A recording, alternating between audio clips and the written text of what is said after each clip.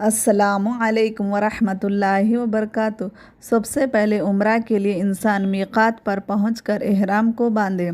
और अगर आप सफ़र करके जा रहे हैं और आप के मुल्क से जा रहे हैं तो प्लेन के ज़रिए जा रहे हैं। मीक़ात अगर बीच में आता है, प्लेन के दौरान आता है तो यहाँ इसकी इजाज़त है। आप घर से एहराम बांध कर निकले या आप एयरपोर्ट पहुंचकर अगर वहाँ सहूलत है तो वहाँ पर एहराम बांधे और उसके बाद मीक़ात पहुँचने की ज़रूरत नहीं है, क्योंकि मीक़ात प्लेन यानी बीच में आने वाली है। एहराम बांधने से पहले इंसान गुस्ल करे, चाहे तो अपने जिस्म पर खुशबू लगा सकते हैं। एहराम पर खुशबू नहीं लगाना चाहिए। मर्द चाहे तो खुशबू लगा सकते हैं। इसी तरह एहराम बांधने से पहले ये पढ़े लब्बैक उम्रतन, ये अल्फाज कहकर उम्रे की नीयत करना चाहिए। अगर आप भूल जाए किसी वजह से तो एहराम बांधने से पहले भूल जाए तो कोई मसला नहीं, आपको एहराम बांधने के बाद भी याद आए तो पढ़ लें। एहराम की हालत में आप चप्पल पहन सकते हैं, सैंडल पहन सकते हैं, ऐसी चीज़ जो आधा जूता जैसा दिख सकता है पहन सकते हैं। एहराम बांधने के बाद बुलंद आवाज़ से तलबिया पढ़े, लब्बैक अल्लाहुम्मा लब्बैक ला शरीक लक लब्बैक इन्नल हम्द वन निअमत लक वल मुल्क ला शरीक लक। ये आप बुलंद आवाज़ से पढ़ सकते हैं जब तक आप तवाफ़ करने से पहले तक इस मामले को जारी रख सकते हैं।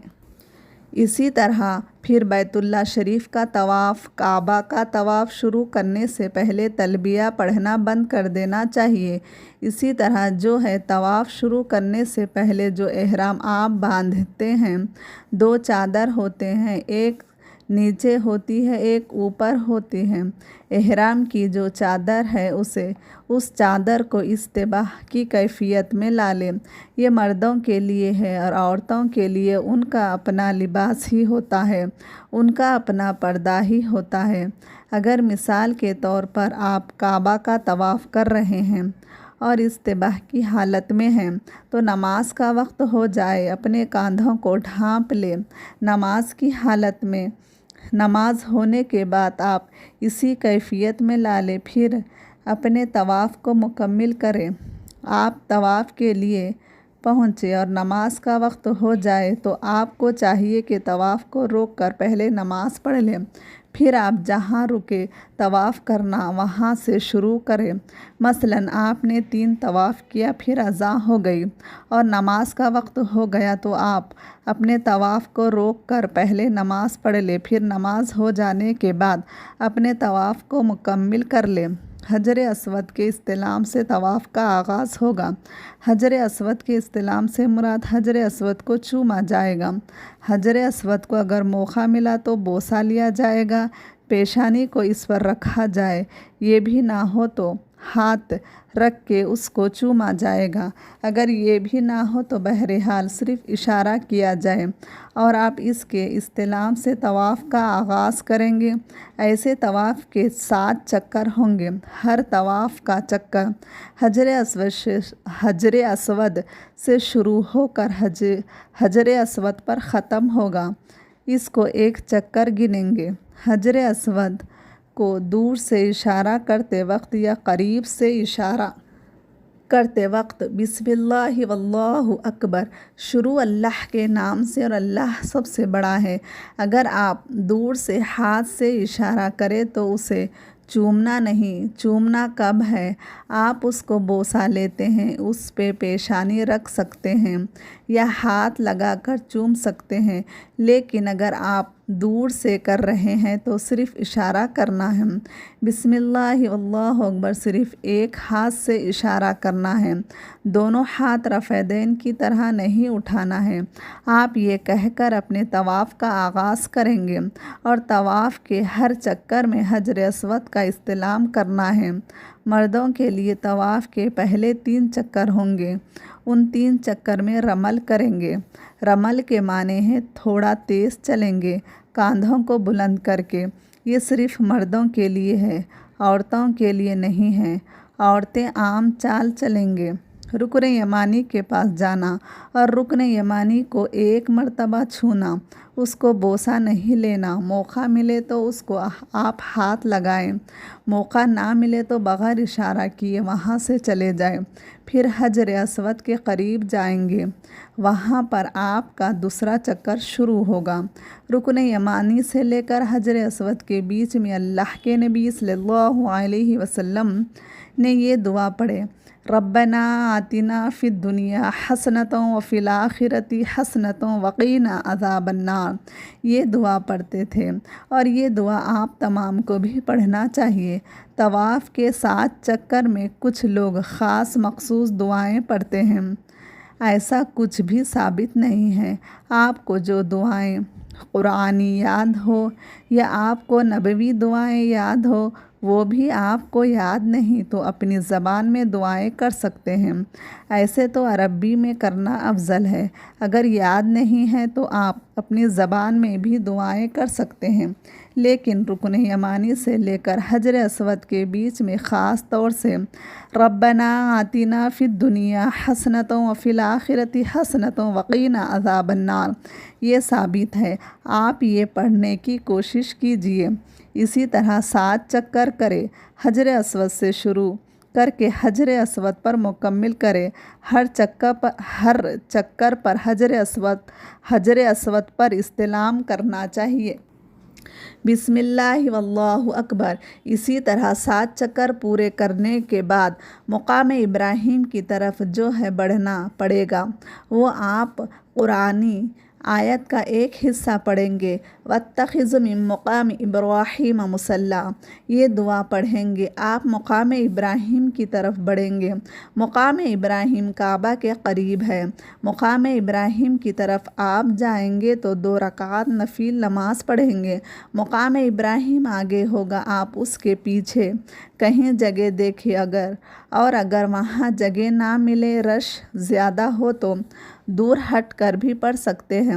अगर हो सके तो पहली रकात में कुल या अय्युहल काफिरून, दूसरी रकात में कुल हुवल्लाहु अहद पढ़े।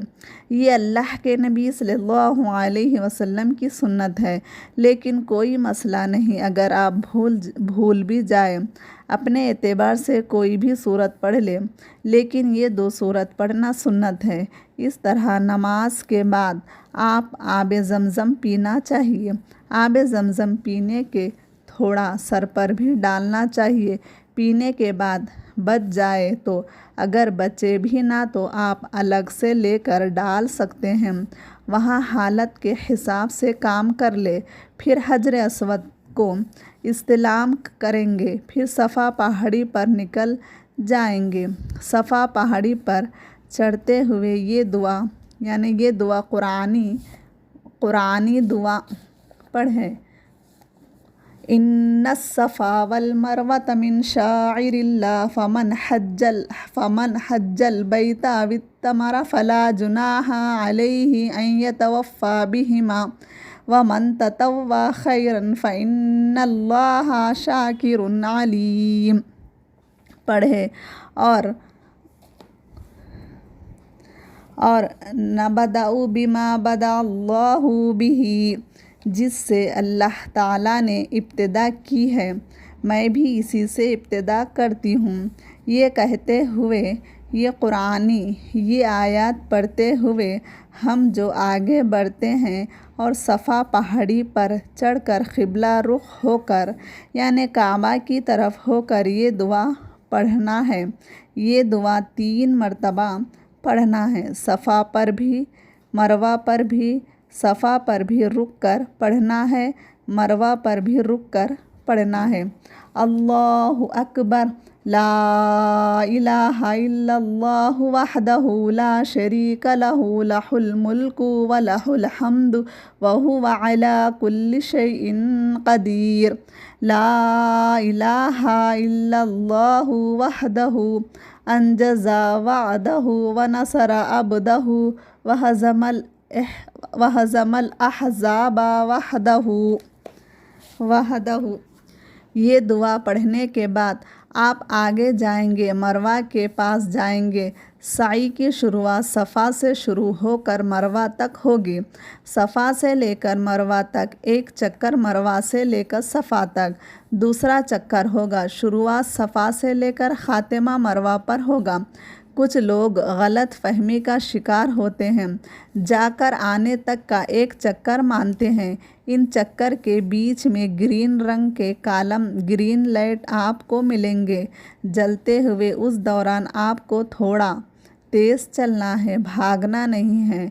बहुत से लोग बहुत तेज़ भागते हैं, भागना नहीं है, सिर्फ तेज़ चलना है। तेज़ चलना मर्दों के लिए है, औरतें अपनी आम चाल चलेंगे।